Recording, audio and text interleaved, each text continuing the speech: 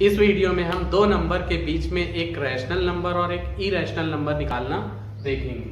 तो यहाँ पे जो दो नंबर्स हैं, यहाँ पर जो दो नंबर्स हैं, एक 0.15 है, एक 0.16 है। इनके बीच पे तो कोई भी नंबर नहीं लग रहा है कि कोई भी नंबर हम इनके बीच नहीं लिख सकते, क्योंकि 0.15 और 16 इनके बीच कोई भी नंबर नहीं लग रहा है। लेकिन अगर हम इसमें एक 0 लिख लें तो ये हो गया 150 160, इनके बीच कई नंबर्स हम निकाल सकते हैं। तो उसी में से एक रैशनल नंबर हम ले लेते हैं, इनके बीच एक रैशनल नंबर ले लेते हैं 0.155। एक ही तो रैशनल नंबर निकालना था, निकाल दिए।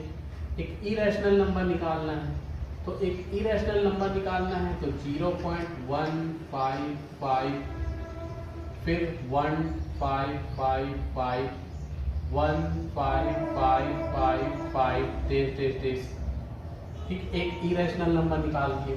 अब हम √2 और √3 के बीच में एक रैशनल और एक इरेशनल नंबर निकालेंगे। √2 को की वैल्यू मालूम होनी चाहिए।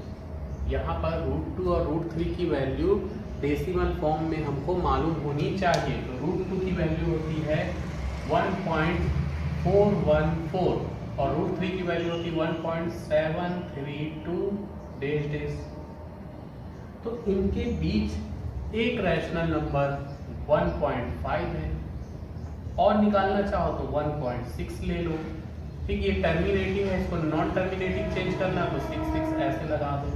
तो एक रैशनल नंबर निकालना था, हमने दो रैशनल नंबर निकाल दी।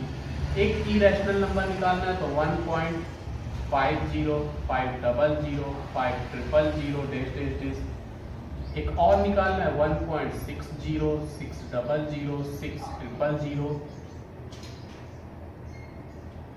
एक और निकालना है 1.70 770 770।